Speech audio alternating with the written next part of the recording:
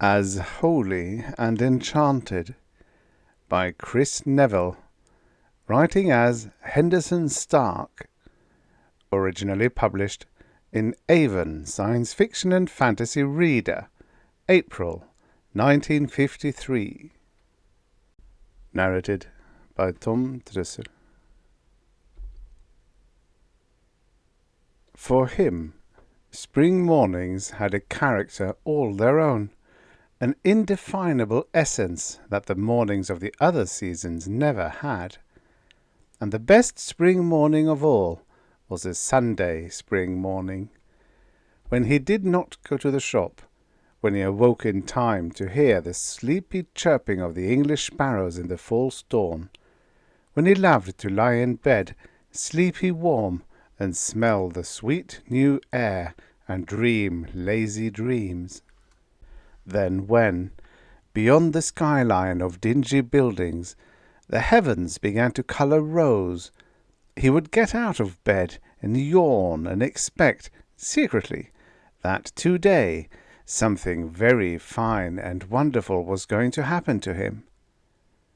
Those mornings he would put on his only suit, somewhat shiny from use, his favourite blue tie, a clear sky blue, clean his shoes, and, whistling, hurry out to meet the sun so that he would not lose another minute of the wonderful new day.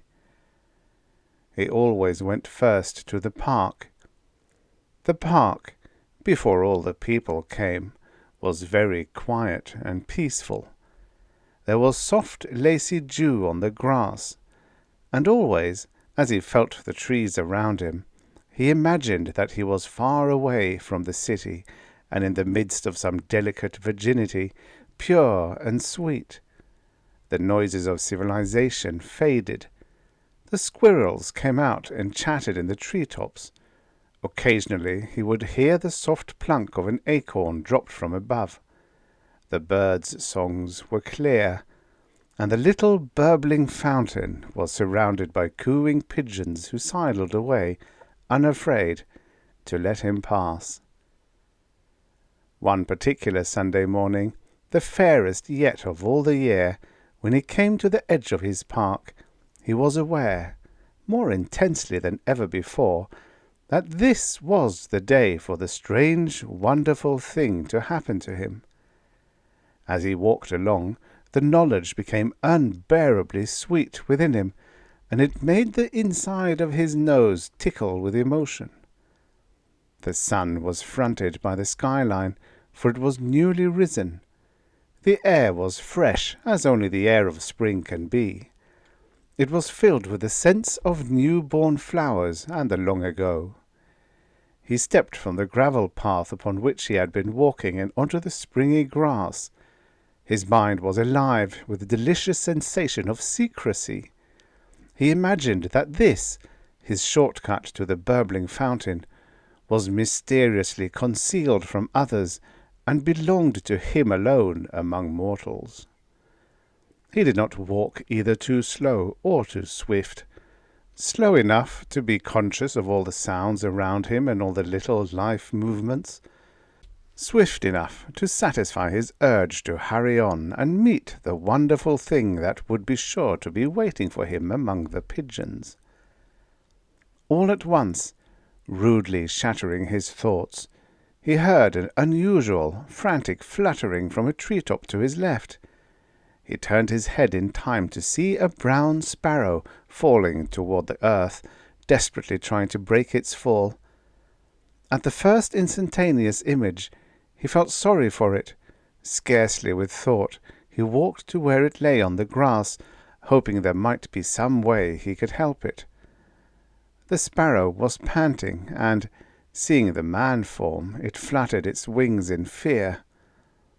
He bent quickly to pick it up. It cheeped shrilly. He was very careful not to hurt it.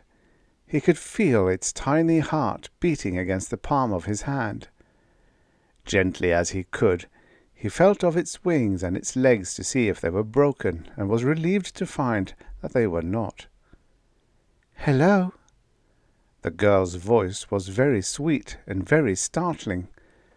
Sweet because of some melodious quality, like that of a native ballad singer. Startling because he had thought himself alone. In quick surprise he opened his hand. The sparrow fluttered and then flew. He stared at his hand, at the disappearing bird, and then turned to the speaker. "You did fix him," the girl said. "I was sure you were going to, and that's why I spoke." He felt a shuddery current, something like fear, although strangely pleasant, creep up his spine. She was a beautiful girl, lithe and slender, and straight as a Georgia pine.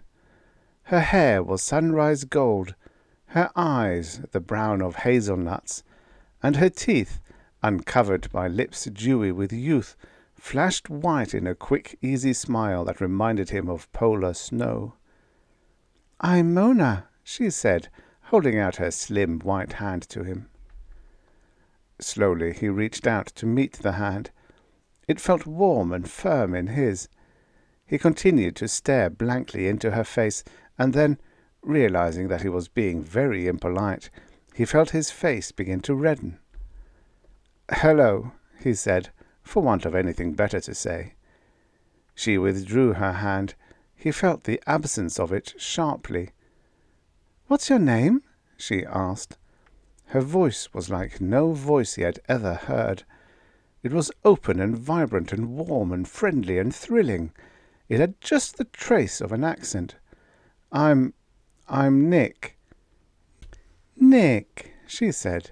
"Nick," drawing out the word as if she were taking it apart with her voice and finding all the hidden layers of meaning in it. "I like that name." Then, seeing that he was still watching her, she smiled with pleasure and pirouetted skillfully on the grass, making her snow-white skirt billow out with a movement, holding her arms wide apart. She ended up facing him again. "It is a beautiful dress, isn't it?" He said, "Yes, it's a beautiful dress." She laughed, and her laughter was like little bells, or like the silvery tinkle of a fast-flowing mountain brook. "I'm glad," she said. "I thought it would be what you liked." She tossed her head, making her hair flash out around it in a momentary magic halo. "You're beautiful too," he said. Immediately he was chilled by the thought that she might turn and run away like a frightened fawn. "Do you really think so?" "You're more beautiful than anything I've ever seen," he said. "I shouldn't have said that. It just sort of came out." "I'm glad it did." She laughed again, and then she was beside him, her hand lightly resting upon his arm. She could smell the flower-fresh nearness of her. His throat swelled when she looked up into his face. "I hoped you'd like me," she said. He felt lost in her eyes, her beautiful brown eyes. He said nothing, for there was nothing to say, and a numbness was in his mind. "Are you working today?" she asked. Behind the numbness there were puzzles, but looking down at her he was sure they were not essential, and he wished they would go away. The important thing was just to answer her and hear her voice again. "No, Mona," he said. She wrinkled her brow prettily. "Oh, I thought you were working. When I saw you here, I thought you were, and that's why I knew to speak to you, but I'm glad you're not. I have a whole week to myself, and it's wonderful, isn't it?" he said. "I think it's very wonderful." "Where were you going just now?" she asked, widening her eyes in innocent questioning. "Me?" he said, and then he was embarrassed for saying it, because of course she meant him. Oh, just walking, over to the fountain. The pigeons all come down to drink early in the morning, before the people come." Her smile was warm. "You know the fountain with the pigeons around it?" he finished, having lost the thread of thought in her smile. "No," she said. I don't belong here." And then she said, as if it explained everything, "I belong in Nebraska and Australia. I just came here for a week before I have to go on down to Australia." "Oh," he said. "Which way is the fountain? I'd love to see it. It must be quite pretty if you like it." It's just a fountain. I'll show it to you if you want me to." "Of course I do." And the two of them, her hand lightly on his arm, began to walk through the park. "You're the first one I've met down here," she said. "I was so in hopes I'd meet some of us. It's lonely with no one to talk to." "Yes," he said. "I know. I'm often lonely." Her eyes turned serious, sympathetic. "I'm sorry," she said, and her voice was full of understanding in a way he had never imagined possible. "I'm very sorry, Nick." And then, with a little shout of joy, "Oh, that must be a wonderful fountain." "Yes," he said, only now it did not seem so wonderful. He wanted to show her all the things more wonderful. He thought of the sunrise on tall mountains, and the flat level blue of the ocean off Hawaii, and the burning of pine logs in a New England fireplace when the snow lay piled outside and the air was sharp, and the high tumbling waterfalls in Africa that broke into rainbow spray, and all the other marvelous things he had read about during all his life. She ran from him, scattering the startled pigeons, who fluttered a few feet and immediately resumed their endless search for food, to sit down on the old stone rim of the fountain. She dipped her hand lightly in the water. She drew it along with a free, graceful movement that was like a caress. "It feels so nice," she said. "I like water very much. Clear water, like rain." She stared dreamily into it. "I work with water every day almost, and yet it's always so beautiful." He had not moved. "You're beautiful," he said again in childlike wonder, knowing that to say it would not make her run away. "Silly! You weren't listening to what I said." She flipped some of the water from her hand, playfully. Then, when she saw it hit on his suit, she sprang up. "Oh, I'm sorry, Nicky. I didn't mean to get your suit all wet." She stood before him, looking up at him. "And such a pretty suit. You won't be mad at me, will you? Because then you'd go away and I wouldn't have anyone to talk to." He felt the lump in his throat. It had been there for a long time. "Mona," he said, "I don't think I'd ever want to go away." "You say the nicest things." She took his hand and drew him, with gentle pressure, to the stones of the fountain. The pigeons, cooing softly, opened a little aisle for them that closed as soon as they had passed. "Sit down, Nicky," she said.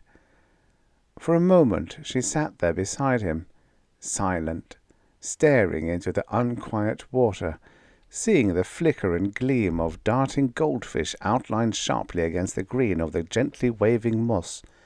The falling water sprayed and dimpled the surface, making the fish seem fluidly unreal. He watched the mirrored mood on her face. "I think you have one of the best jobs," she said. Instinctively he looked away from her and stared into the burbling fountain too. Thinking of his job made him briefly miserable. His face grew hot. Then he was afraid she would see that he was ashamed. That made it all the worse. He hoped she was still staring into the water. Looking back at her, he saw that she seemed dainty, fragile, somehow like a snowflake or a delicate crystal or something that would shatter with the first rumble of horizon thunder. He knew he must never say anything she did not want him to say, or she might go away, and he would never see her again. "It's all right," he said. "I think it's the most wonderful job," she insisted gently. "Yes," he said. "Yes, I suppose it really is." Suddenly she asked, "Did you notice the sunrise this morning?" "Yes," he said. "It was a beautiful sunrise. Robert does them for Nebraska. Do you know him? And he's very good, but I don't know. This morning. I think they must use more colours down here." He felt his throat constrict. He felt cold inside. He said, "I think they must," and waited. "Yes, I guess they do," she said, smiling up at him. "Oh, I'm so glad I met you." She held out both of her hands, and he took them in his. "Hazel eyes," he said. "Beautiful hazel eyes." "Nicky," she said, "could you get off? I have the whole week here. I... And you could show me the city, if you wanted to. That would be fun, don't you think so? Do you often go into the city at all? And take me dancing, and it would be just wonderful if you could." She sprang away from him and danced around him, laughing, humming a little, sad, funny tune that he had never heard. "I'm a very good dancer." And she spun in a series of intricate steps executed with happy grace. When she ceased, her cheeks were rosy from her efforts, and her breath came quickly. "Come." She held out her hand.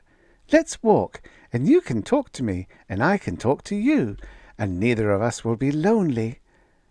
He stood, and she came to him. "Lead me," she said. "Show me your wonderful park." They began to walk, and as they walked she chatted happily, occasionally looking up at him for approval, talking of the trees and the birds and the wind and the grass and the change of the seasons. She talked in youth and enthusiasm.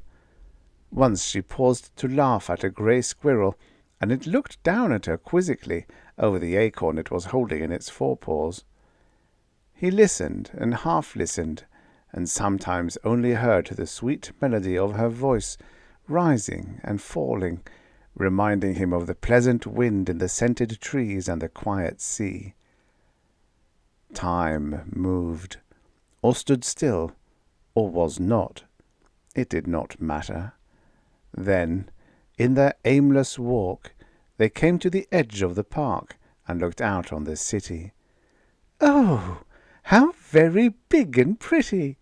And exciting! Do you often go out there, Nicky?"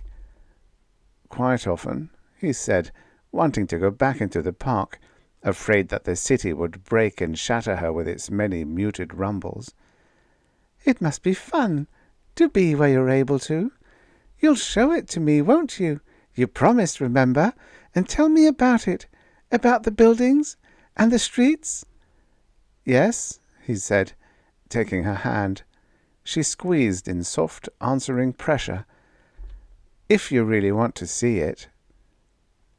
Like two little children, hand in hand, they walked out into the city. Their feet made the sharp clatter of the city. The Sunday traffic made the subdued roar of the city.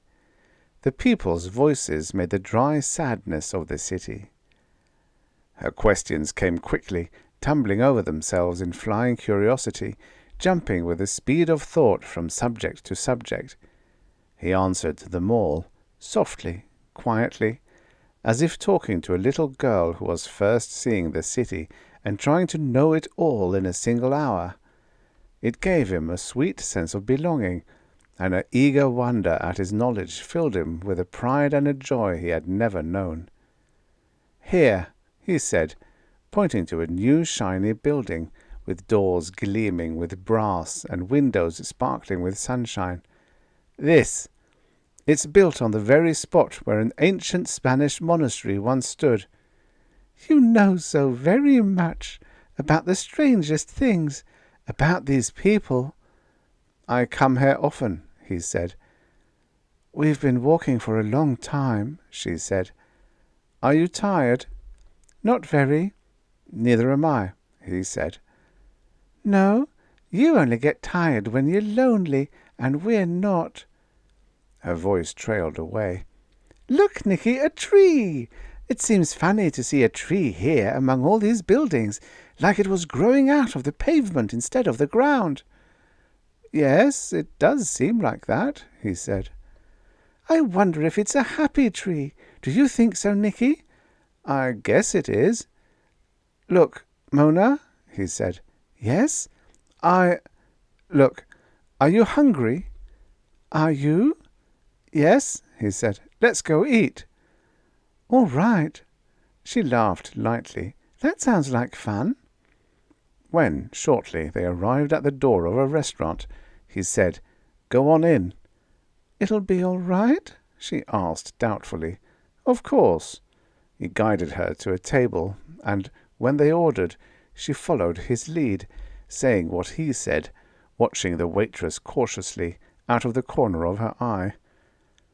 "I don't know how you do it," she said, looking up after the girl had left the table. "I'd be afraid to death if you weren't with me."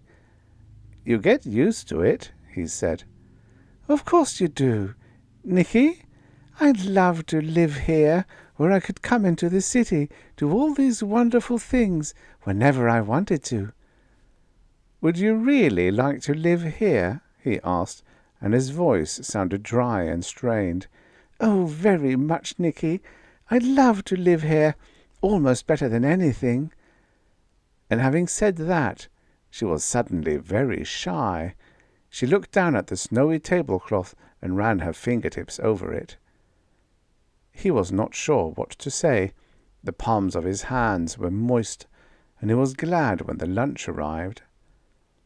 After the waitress left, they looked up and stared into each other's eyes. "Well," he said, looking down at the food, "it looks all right to me." "Yes," she said, "it's just fine." There was a motionless silence. "Well," he said. He picked up his water glass and sipped, watching her. She picked up her glass and sipped, watching him. He put the glass down and speared into the salad with his fork. She imitated him. She chewed the salad carefully. She said, hesitatingly, "It's very good, isn't it?" "Yes," he said, "it sure is." She said. He broke off a piece of French bread, buttered it. She broke off a piece of French bread, buttered it. "Look," he said. "Yes?" "Nothing." She took more salad. "Does it snow often here?" "Snow?" He put down his knife across the edge of his plate. "Hasn't for years. Last time was 33, I think." "Oh, yes," she said. "I remember now." When the lights in the theatre went off, she stiffened, and, with the first trumpet jar of the newsreel music, she said, "Ooh," very softly. After that, for a few minutes, she was on the edge of her seat, watching wide-eyed. Once she said, "Oh, Nicky, look!" But soon she settled down and rested her head on his shoulder. He slipped his arm around her. It seemed natural that he should. She moved closer to him. Her hand found his. She made a little noise, deep in her throat, like a purr. "I like this," she whispered, "better than anything I've ever done." He kissed her silken hair, knew the electric nearness of her, and nothing else mattered. When the movie was over, they walked again. Sunset brooded in the west. The air was warm and exotic, as if blowing from the far away, from a never-never land of strange perfumed flowers, and the day had been long and sweet. The cab swung into the paved semicircle before the tall building. They got out. In the dim light, her dress glowed whitely. She stared up and up, her eyes widening with the vast height of the building. "It's on the roof," he whispered to her as soon as he had paid the cab. I'm afraid," she half whimpered.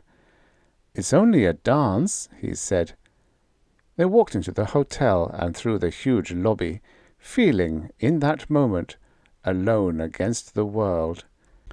She pressed to him, as if for protection. Beautifully dressed people moved around them, so rich with assurance. They crossed the foyer. They entered the elevator with an elderly man in a tuxedo. "The top," the man said, as if he were accustomed to saying it. Nick wondered if he had enough money. He had heard that this place was an expensive place. "Ooh," she said as the elevator began to move. The elderly gentleman looked at her strangely. Nick patted her arm and smiled at her. She smiled back uncertainly. When the elevator sighed to a stop, the operator slid open the door. The 3 passengers stepped out. The sight of the room, the music, the muted sigh of conversation, the lights, the women with their jewelry, the reflection in the curved mirror of the bar, the smell of food, the deep blood-red silencing carpet. She seemed overcome with the bright glitter of it. He felt cold and a little frightened with the strange glamour of it.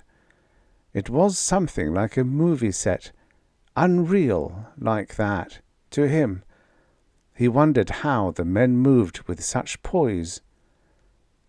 After a few moments, the head waiter came to them. He raised his eyebrows as if to ask if they had a reservation. Then he seemed to reconsider. "A table for 2, sir?" he asked. "Yes, please," Nick said. "If you'll come this way, sir." They followed him, and they were seated. The table was small and secluded. He sat very stiffly, waiting, very conscious of his shiny suit.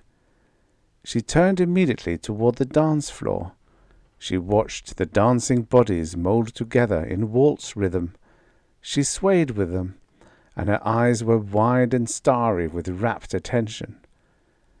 She turned back to him. "I never knew it was this wonderful," she said, "and it almost makes you wish—" "Wish what?" he asked after a moment. She studied his face as if memorizing it. Her eyes, it seemed, suddenly turned sad. "Nothing, Nicky," she said. Eventually, the silent waiter handed them huge, elaborate menus. He glanced at his and felt a momentary sickness. It passed, and he was ashamed of it. "Would you like to eat?" he asked, but his voice sounded thin to his ears. She stared across the menu at him. "Silly! We're already eaten. Have you forgotten?" "Yes, that's right." He tried a smile at the waiter that didn't quite come off. "A drink, then?" he asked her. "Should we?" "This once," he said. "What would you like?" "Whatever you'd like." "Champagne," he said, because he had read that men who felt like he felt should buy champagne for the girl they felt that way about. The waiter bowed. "Yes, sir." He began to name champagnes. Nick listened, repeated the 5th name after the waiter. He hoped it would be all right. When they were alone again, he looked across at her. "Darling," he said, surprised at his own courage. "Yes?" Her lips were shining red. "Darling, I... He knew perfectly well what he wanted to say. He was annoyed to find that his voice refused to respond. The moment passed. "Do you like champagne?" he finished desperately. "I don't know. Do you?" "It's all right." "If it's what you like, I'll like it too," she said. After the wine was in their glasses, he raised his and sipped to her. "It's all funny, bubbly and sour," she said. Then hastily, "But I like it, Nicky, I really do." His hand curled the stem of his glass. The vessel seemed springingly cushioned on the heavy whiteness of the tablecloth. "Nick," she said, "every minute's been wonderful." Colour came into her cheeks. He looked down at the rising, breaking bubbles and spoke to them softly. I don't know how to say this. I've never said it before. I wouldn't say it to any other girl ever. He was surprised to hear the words, and glad and afraid. Mona, he said, I'm in love with you. I've known it for hours. He did not look up. There was silence. He thought he heard her sigh wistfully. Nicky, Nicky, I knew I loved you when I saw you there, fixing that poor little bird. He looked up then. But Nick, she said, I'm afraid that you... No, don't spoil it. Don't say anything right now. We'll have to say things later. Be still and listen now. They listened, and then they danced. They danced on a carpet of clouds. Hold me tight, she whispered, very tight, and say that you love me.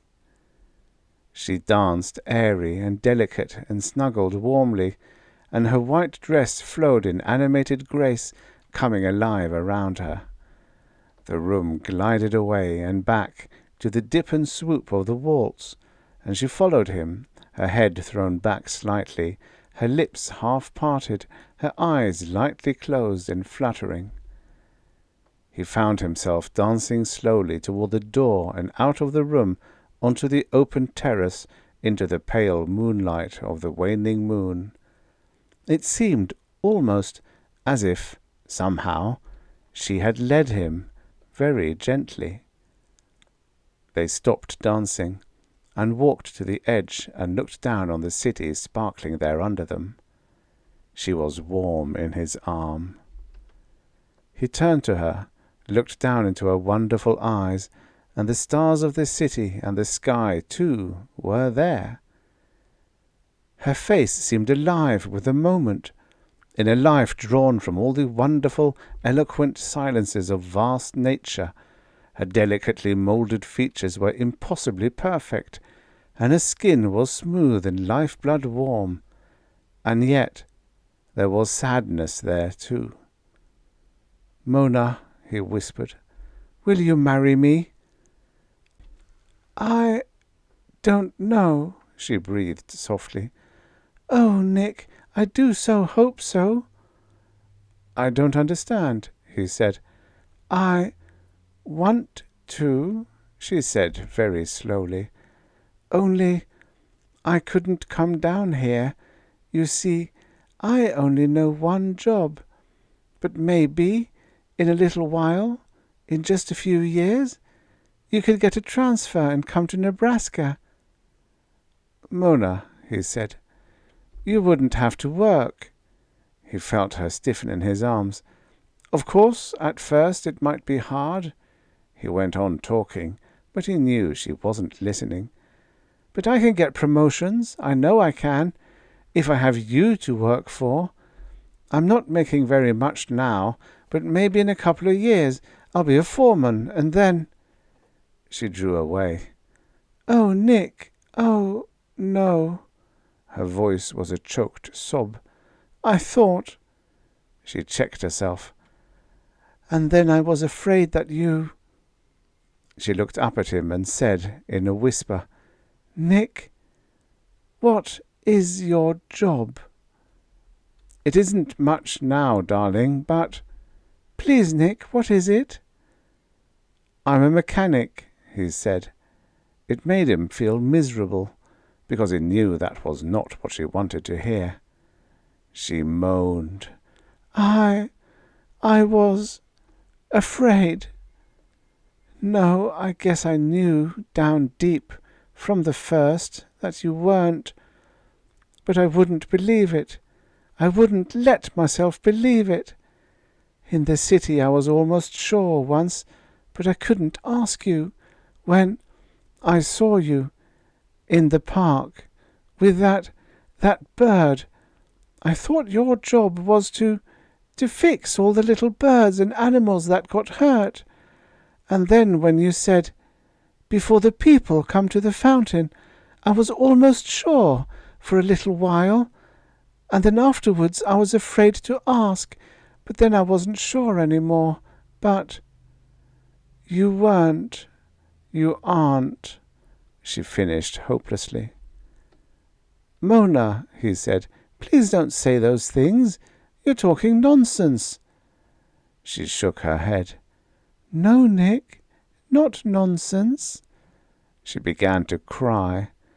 She stood very still and very straight. Her lower lip trembled.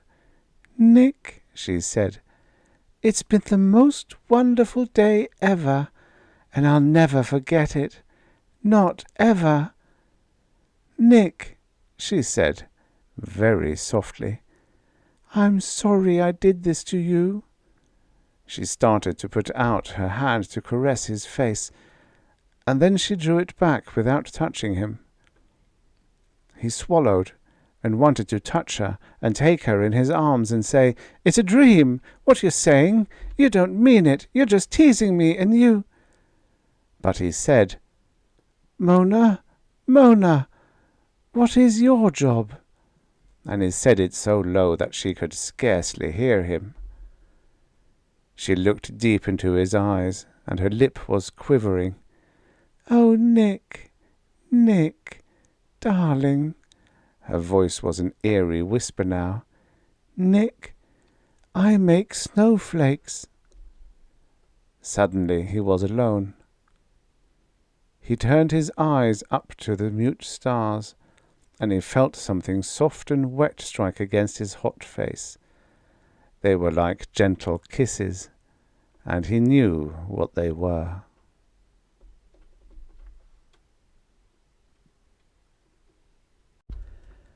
The end. Subscribe for your daily stories of futures past.